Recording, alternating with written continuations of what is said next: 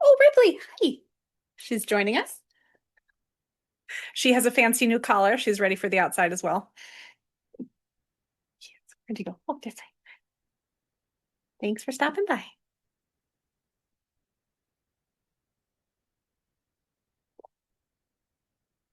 So moving on then, unless there are more questions, any more questions, you can drop them in the chat about the class.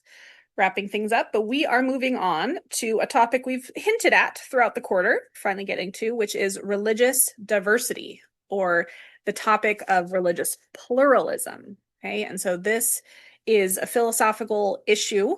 Again, I think I've mentioned, and it should be obvious to you, we've hinted at since the beginning of the term, right? Since we've been talking about what sort of God might possibly exist, right? Whether or not that God exists, again, could be a variety of types of being.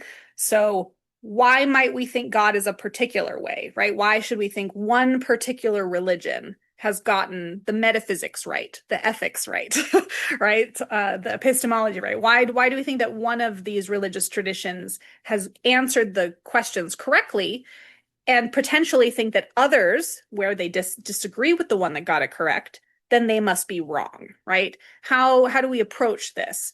Or if you want to take a more charitable view, how can you possibly reconcile that everyone maybe got something right? Or maybe nobody's getting anything right? Like, how do we treat all of these different views, given that, again, we are dealing with claims that we are not really in a position to empirically verify one way or the other, right? So since we can't disprove a lot of the metaphysical claims, again, you can't prove something doesn't exist. Again, the closest we saw to that was the problem of evil, right? But otherwise, the best we can do is address the arguments for the existence of something, right? Or find other reasons to reject it. So one potential reason might be, well, there's a better story out here, right? There's one metaphysical picture of how the universe works. Here's another one, right? And maybe this one answers different questions for you, right? So how do we juggle these things, given that, again, we lack the ability currently anyways, to empirically verify the truth of any one of them over the others. Okay, we might be able to verify, whether a specific historical event mentioned in scripture happened, right? But even that is very difficult to do, right, with much accuracy. So again, really beyond empirical verification, how do we view all these disparate claims? Because on the whole, we don't want to be jerks. We don't want to be out there and be like, I'm right, you're wrong, right? That we don't want to live in that world. So, that felt very like Lisa Kudrow, very Phoebe. Like we don't want that. Okay, we don't want to be in that world. But right, the idea is that there are disagreements, and if we're talking about things like we were last week about being rational, right, being justified in our beliefs, well, then if we do think that our belief is more true than someone else's, we better have damn good reason for thinking so. Okay, and so what could possibly be a good reason? What could give us justification or make it rational for us to think that our religious views are correct while someone else's might be less correct, to say the very least? Right, so that's what we're looking at this week. And what I like about the Panakar reading is that he gives you basically like an overview of all the different attitudes, okay? And then the other figures that we're reading this week are going to give us specific arguments for one of those attitudes, right? So Panakar's view is just saying, here are the possible positions you could take, okay? And he's going to outline 5 attitudes, but there's secretly a 6th attitude, I think, right? Or do I have that? Is it 4 and then 5? Yeah. There's 4 attitudes, but secretly there's a 5th one because you could be a skeptic, right? So it's called the 4, but there's secretly a 5th attitude. But the idea is that these are all the possibilities. Then we're going to look at someone who argues for religious exclusivism. And I gave you a hint at whose that was going to be. Can anyone remember who from our reading list so far this quarter? Anyone remember? We read him last week too. Yeah. Okay. Yeah, very good. So Alvin Plantinga, he's going to be our resident exclusivist. Okay, so he's going to be arguing for the rationality of being an exclusivist. Okay, so he's going to say that under certain conditions, right, it's not going to be just for everybody. Not anybody can be rational by excluding, right, other people's beliefs.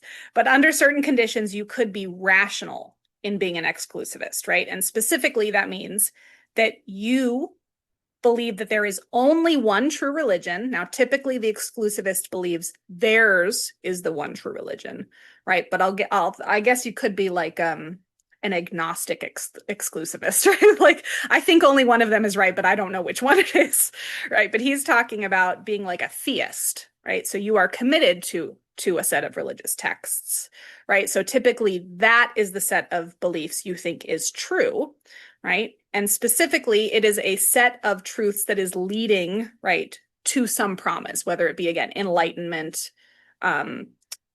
eternal paradise, or heaven, right? So the text sort of refer to those views as views of salvation, right? Or if you see the word salvific, that's a good word. That's an SAT word, right?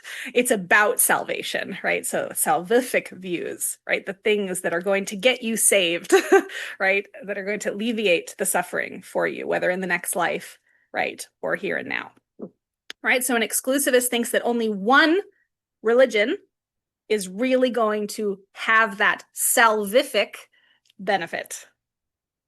That's the word of the day, right? But it's for your salvation. Okay, an ultimate truth, right? The one that is true. So I'm going to share with you now my nifty infographic, which is a step above the digital mountains that I made in the PowerPoint. You can see the evolution of my graphic design here, right? But so what I have mountain images on the PowerPoint, these are, again, just updated versions of that, right? But if we imagine the mountain is meant to be, right, all possible paths towards the truth. Okay, so at the top of the mountain, right, the flag, that's the thing we're aiming for: truth, salvation, and like whatever the goal is. Okay, so depending on how many different paths there are up the mountain and where those paths lead is a visual representation of the attitude you can take, right? So if you look at the infographic for this first one, you'll see I have a couple of paths, but how many of them lead to the peak of the mountain? If you're an exclusivist, only one. Okay. Others, they might lead you somewhere, but it's not to truth, right? It's not to salvation. Okay. So again, the exclusivist views acknowledges that there are other religious traditions, but they are less true. Okay. They do not take you to the same place, whether, again, that be true belief or the salvific benefit, right? The next view is a little bit different. Okay, this one is going to say that there are many paths and they're not all wrong. It's just some of them might be better than others. Okay, so some of them might get you closer to the truth than others. So this is inclusivism. This is the second attitude on the infographic. So you can see similarly, there are a couple of different paths, but you'll notice that each of them, while they do have a final destination, one of them is at a much higher peak than any of the others, right? So one of them, it gets you closer to the truth, right? So if you're a religious inclusivist, then you would say, yes, I'm sure your religious beliefs are, bringing you some truth in this world. It's just there's a bigger truth that my religious tradition is capturing, right? Or, the final goal, you might not get to the final goal that you had in mind. It might lead you to a different final goal, right? There are benefits still, right, to those religions. It's not discounting them, right? It's not leading them off into the ether like the exclusivist was, right? They're still making their ways to some peaks of the mountain, but not the ultimate peak, right? Not the ultimate truth, not the full picture of things. Okay, so inclusivism is more charitable, but still thinks that one is better than the rest. Okay, so inclusivist, you can imagine, is not going to be the most charitable one, right? Because it still thinks that one of them is more true than the others. So again, that doesn't mean that the other traditions are false necessarily, just that they aren't capturing as a complete picture of the truth, as the one true religion. Okay, any questions about inclusivism versus exclusivism? Right, so they might seem like opposites, but they're not, right? They're not entirely opposite from one another. They both think that one religion is more true than the others. Okay.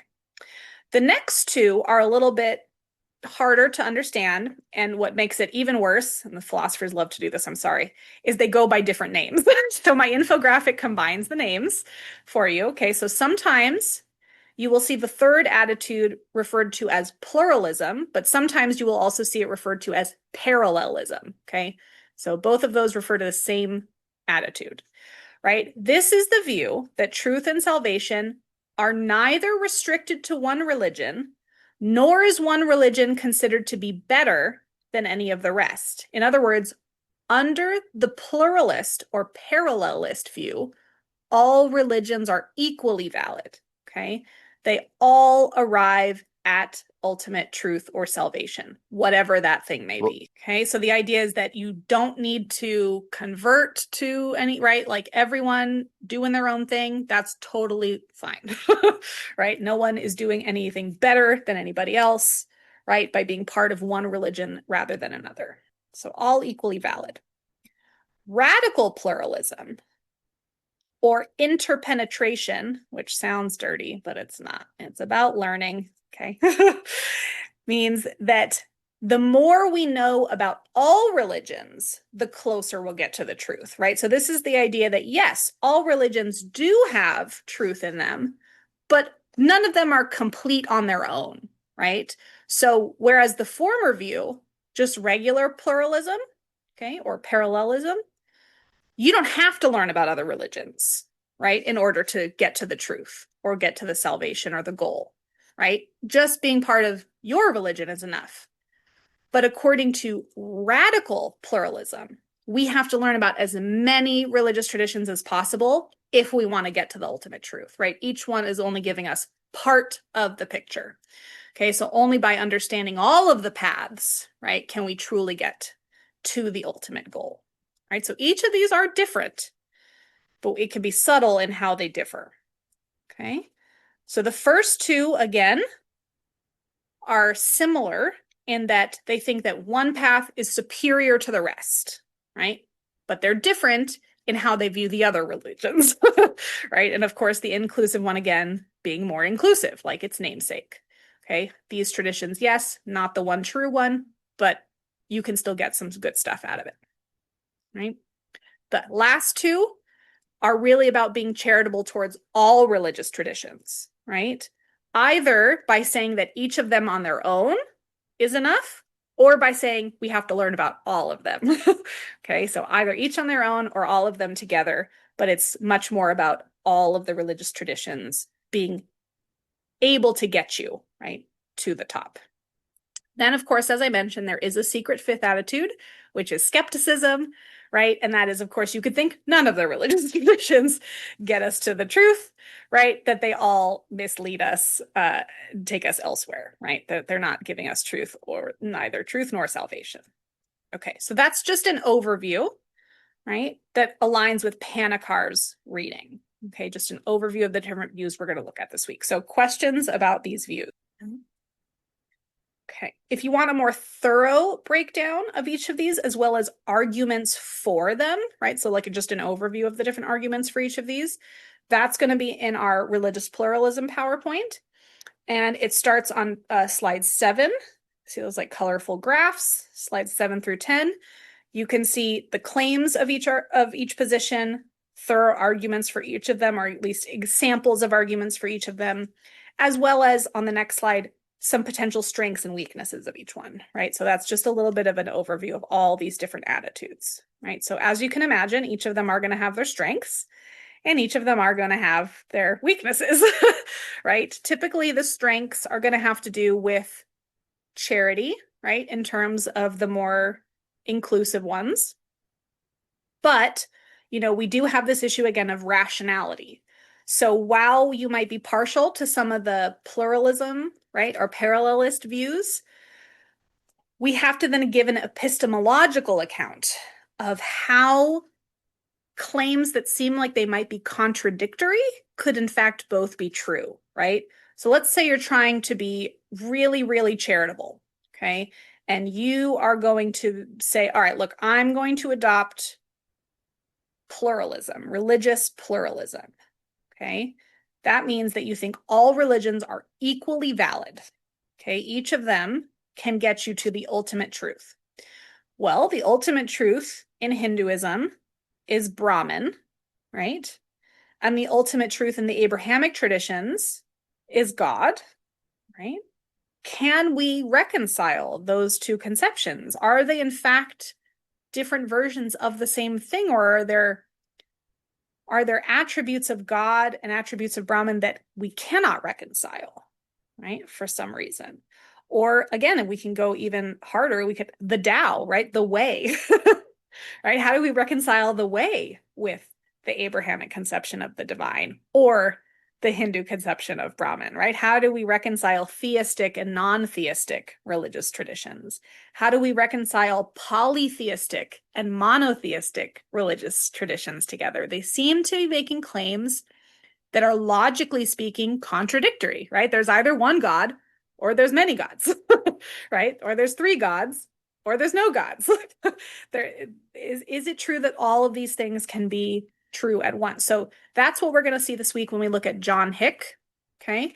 He's going to try to give us an account of how we could possibly make sense of different religious claims making seemingly contradictory statements, right? So that's the trouble for the people who are really trying to be pluralist. Okay. How do we reconcile seemingly contradictory religious claims, right? Is it the case that Jesus both was the Son of God and not the Son of God, and just, right? Like how do we reconcile the doctrines that are so integral to a religion with doctrines from another religion that disagree? Okay. So these are some of the issues that we're going to be seeing this week that are going to need to be resolved. But again, that seems to be the more charitable epistemological view to take, but oftentimes a harder one to defend. Okay, so then again, we're going to want to take a look at Plantinga's exclusivism, but we're also going to look at, questions. Of course, a philosopher wants to question the question. So that's where Linda Zagzebski is going to come in, right? What exactly are we trying to reconcile here?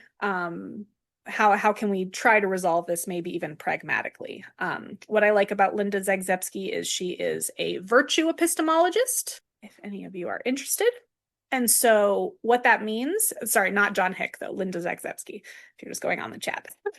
Zagzebski is a virtue epistemologist, which means that she judges the rationality of believers, not based on something about the belief, which is how Plantinga is going to do it, right? So if you're rational in believing something, it's because when you formed that belief, it checked off a bunch of things on the checklist, right? Sort of like what we saw last week.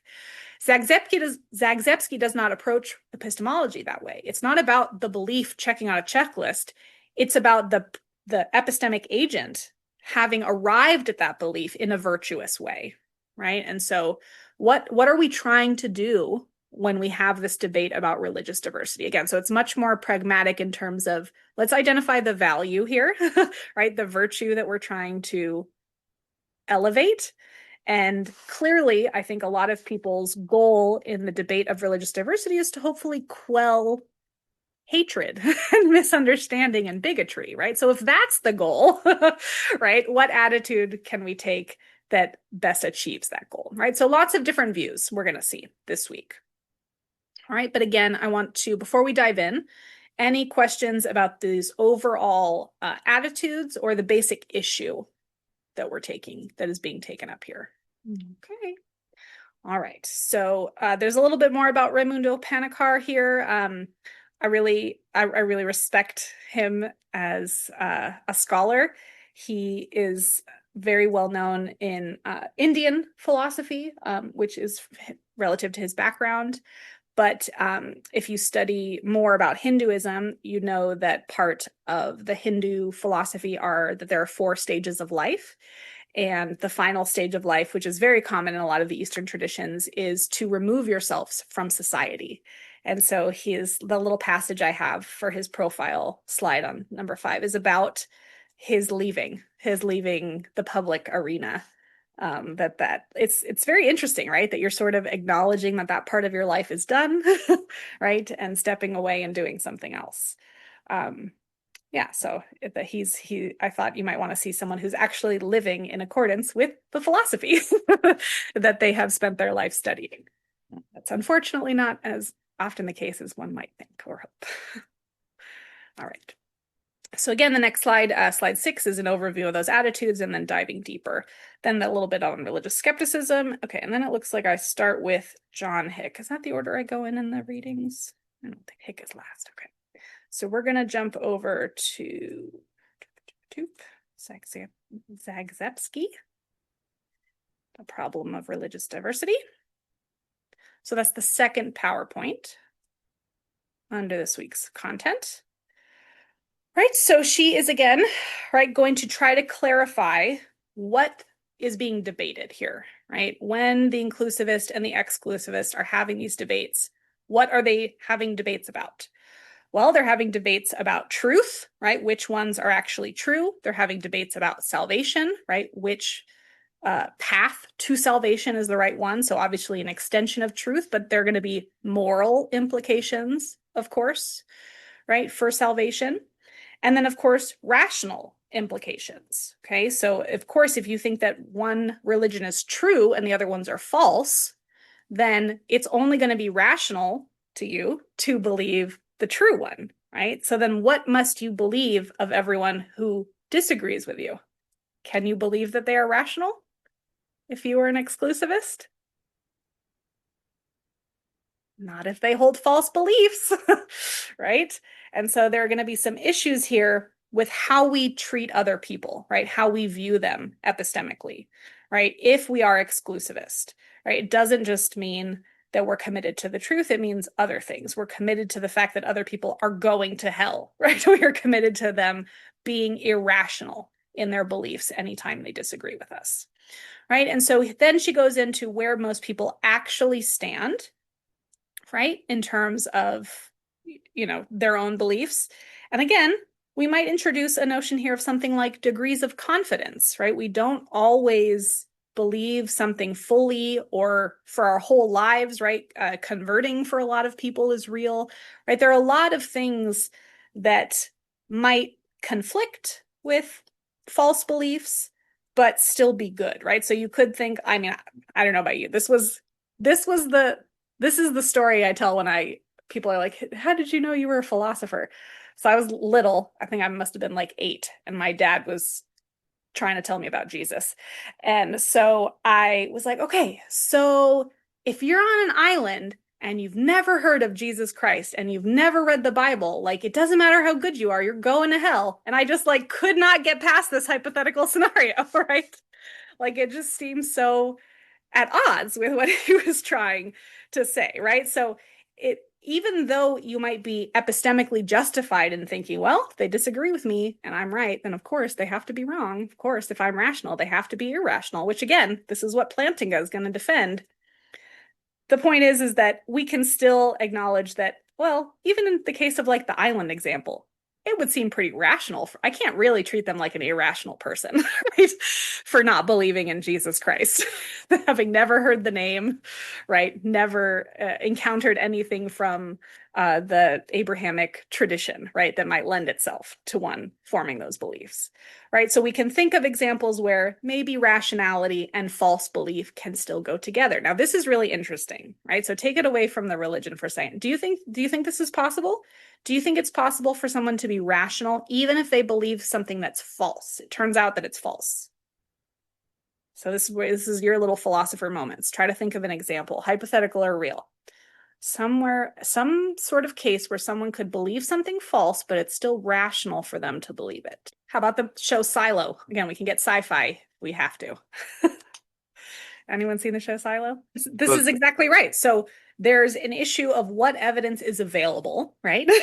And then we have to have a conversation of what sort of responsibility we think a person has towards the evidence that's available, right? But at least in cases where there is no evidence available, it seems pretty clear that we still want to give them the benefit of rationality, right? So we can't hold someone accountable as irrational if they don't have evidence for the true belief, right? If they don't have any evidence for it, right? And in fact, if most of their evidence goes against it, right? Which I think is like one of the famous stories about the first time someone in the desert saw ice, right? Like it was like a miracle to them. They couldn't believe it, right?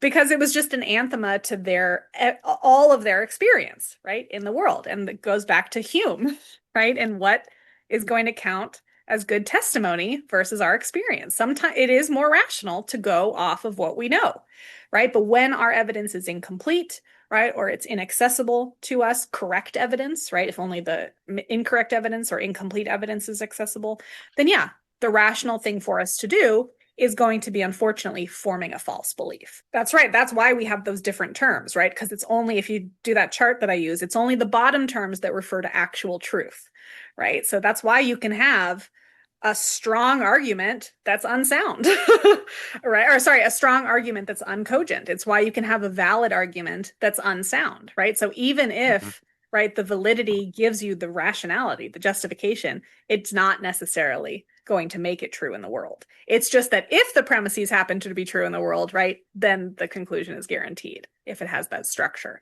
But yeah, absolutely. So their classic example of this in epistemology is known as the Gettier problem. Okay, so this goes after a traditional account of knowledge as justified true belief, right? So the idea is that, we have these different types of, values that we're assigning to things. We've been talking about like how, justification versus rationality or warrant, right? Plantinga thought that warrant was like higher than being rational or justified.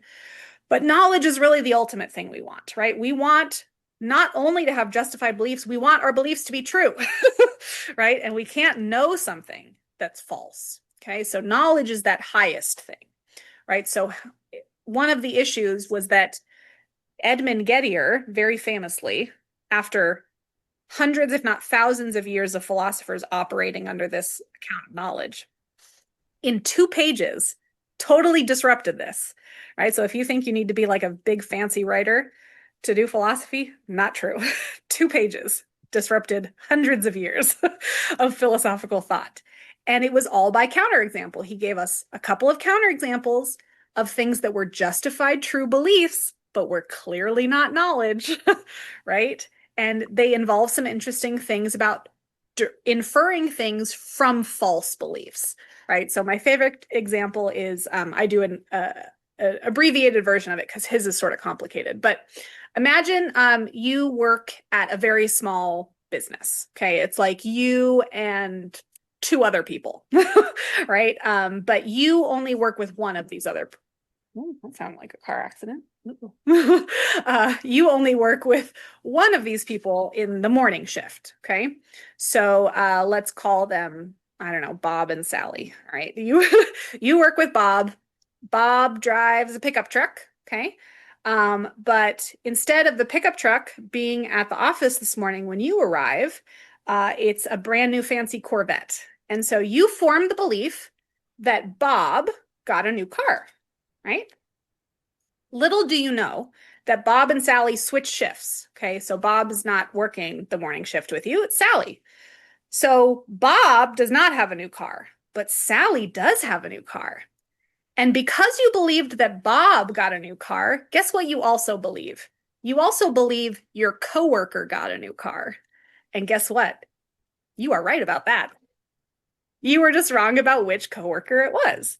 So that's an example of a justified true belief, but it's clearly not knowledge because we just lucked out, right? With it being Sally's car, another coworker versus some other person, right? So there's a big question here, again, about what is going to give us knowledge of something, right? And if we're talking about whether or not one religion is true, she's going to think, right, maybe we want a higher standard for that. But we can at least think that some false beliefs, I'm going to put FB here for false beliefs, not Facebook, false beliefs.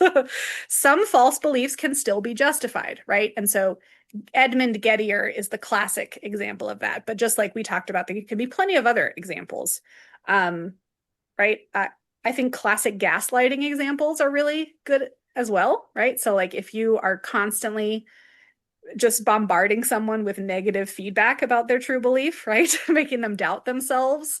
If you are contributing to an environment that also makes them doubt, right? With maybe misinformation or things that make them doubt their own physical experience, right? They could justifiably then end up believing something false, right? Because they're now comparing all the gaslighting to that one strange thing that happened, right? So maybe I was wrong. Maybe that didn't happen, right? Or again, I call this gaslighting too, but it's not as much because most parents do it to their children. Like when your parents lie to you about Santa Claus, right? Is the child irrational for believing? I mean, even the news is part of the gag. Like they do the Santa tracker. I think NASA's in on it, right? Like this, clearly it's not irrational for children to believe in Santa. It might not even be irrational for some adults, given how big the Santa mania is, right? There's so much of society invested in keeping that mythos going, right? That we can't possibly think that even if you think there is no Santa, right? That doesn't mean you think that people who believe in it are irrational for doing so, right? I mean, maybe you do, but hopefully not the kids. Hopefully you don't think the kids are irrational, right? Because just like you were saying, David, right? They're going with the evidence that is available to them, right? And more so than that, like there's active effort to keep that belief going or to produce evidence, right, for it. Good. Right. So instead of, judging something as rational or irrational, right, she's maybe arguing for less judgmental views, right? Like, again, we can be respectful of people who disagree with us, even if we don't think they hold beliefs that are true. That doesn't mean that we automatically have to view them as irrational, right? So this is, again, very different approach, very much in line with virtue ethics.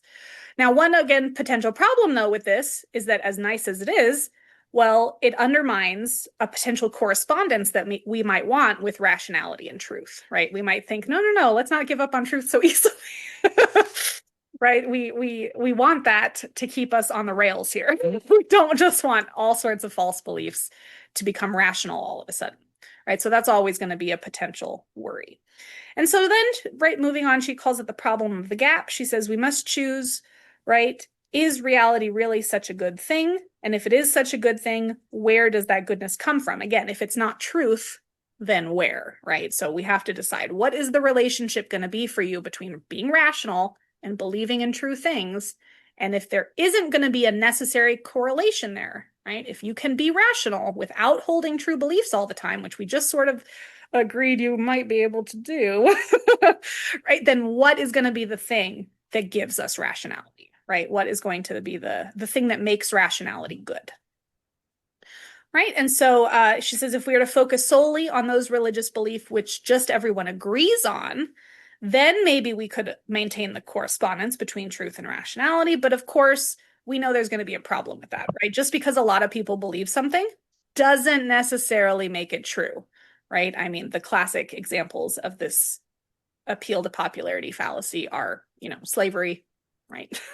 Any mass human injustice at one point. I'm sure most people thought it was the right thing because it was legal or something, right? Like, so we can go back through moments in history and look at examples of a lot of people believing false things. Doesn't make them any more true, right? Just because most people believe them. So that, unfortunately, is not going to resolve the issue. But she thinks this is an issue for everyone. And she thinks an interesting result follows, that rationality in the face of this debate really should make us all a little bit agnostic, right? Maybe the rational thing to do here is not take any one of these attitudes, right? And yes, we have this preference for rational over irrational beliefs, but since we lack sufficient evidence for any of these to be rational or not, and if we're trying to avoid the judgment that comes with deeming other people's views as irrational, then maybe the goal is to refrain from being as believer or not believer as possible, right? So she's aiming here for a little more agnosticism in the face of this diversity, right? That it's no one's forcing you to choose, right? In other words, yes, we have these many attitudes you can take, right? Even skepticism, but even skepticism is, in this case, is not agnosticism, right? The skepticism that Panakar outlines is more atheistic, right? It's a little bit more pessimistic almost, right? That none of them really give us the whole truth. Whereas here, she's advocating for something that is more charitable, right? But you know what? Okay, I'm just going to withhold judgment until we have more information, right? Any of these are potential candidates, right? But we're not going to, put our eggs in any one basket, or even in all the baskets. We're just going to hold on to our eggs. We're going to go with that sort of example. All right, so any questions about Zagzebski? Just assessing the question, right? Giving us a little bit of a different perspective before we dive into the hard yes or no, right or wrong, rational, irrational, and what that looks like. No? Okay, so we only have about 8 minutes left. So with that, we can start with Plantinga, or we can start with Hick. Tends to be the more complicated fellow, especially because he loves to use the jargon, and he's going to be dropping the jargon on you again. I apologize. The worst one is Zweig Rationalität. It's like a weird Scandinavian or German word. I don't even know how to pronounce it correctly. But what you need to know about Plantinga, again, is for him, it's like a checklist. Okay, so he's being the good, logical, analytic philosopher here. And what he's saying is, I'm going to argue that it is rational and justified, right, to be a religious exclusivist. And what's brilliant about this paper, as technically annoying as it is that he's not just using his account of justification to do it, right? So when you're a philosopher, right, and you have created a whole theory of justification or warrant, like he did, right? He's got a whole set of books on warrant. He could just argue for why it's warranted under that account, right? But a good philosopher knows that it's much more persuasive if you don't just presume one type of justification, right? If you can say, look, no matter how you view justification or rationality, it's still okay to be a religious exclusivist. So that's what he's doing in this paper. He's saying, I can show you that it's rational or justified to be a religious exclusivist under any of these accounts. But again, the other checklist is going to be, but it has to meet these criteria. Okay, so 2 checklists. I can justify religious exclusivism no matter what you think of justification or rationality. But the religious exclusivism I'm justifying is very specific, okay? It's a very specific type. All right, so that's an overview of Plantinga, right? But the idea here is that he's going to specifically start off by addressing objections, right? Because he is very cognizant that exclusivism it's like not a good PR campaign. Being an exclusivist does not come off good. It does make you sound like a jerk, right? It does make you seem a little arrogant, right? So he is going to separate the types of objections. Exclusivism usually gets into 2 types, moral objections and epistemic objections. Okay, the epistemic objections are the ones that get technical, right? Because he's like, look, I can justify it under any account, right? So we're going to start with the moral objections. Okay, so the moral objections to exclusivism are twofold. One, that it is oppressive and imperialistic, okay, to be an exclusivist. And 2, that it is arrogant and egotistical. All right, so let's start off with the first one. Oppressive and imperialistic. Do we know what these words mean? Oppressive, right? Literally, the root is about being pressed to conform, right? So lacking in freedom, lacking in autonomy. Okay.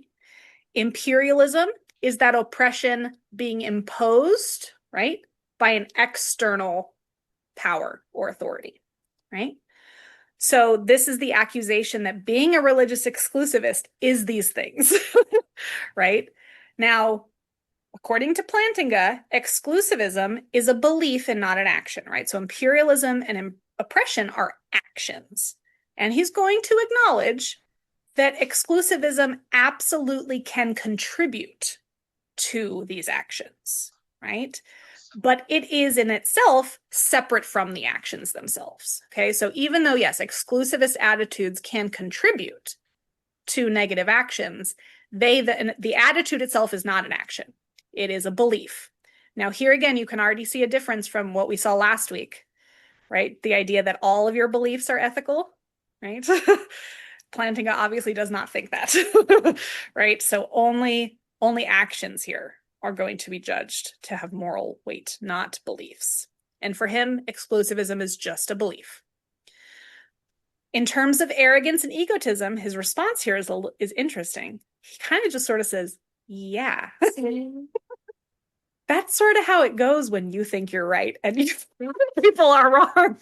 Like, you kind of can't help but be a little bit arrogant about it, right? You can't help but be a little bit egotistical. And so he thinks this is true for all beliefs, religious or non-religious, right? When you think your belief is true and you think other people's belief is false, there's just really no alternative to thinking that you must be a little bit better than them in some way for having arrived at the true belief. Or even if you don't think you're better, maybe you think you're luckier, right? Or something, some privileged version of that, of betterness, right? Like, oh, I'm just so lucky to have found the one true religion, or something like this.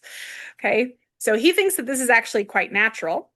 And more so, he thinks that this is true of every attitude you can take towards religious diversity. So he doesn't just think that the exclusivists are arrogant.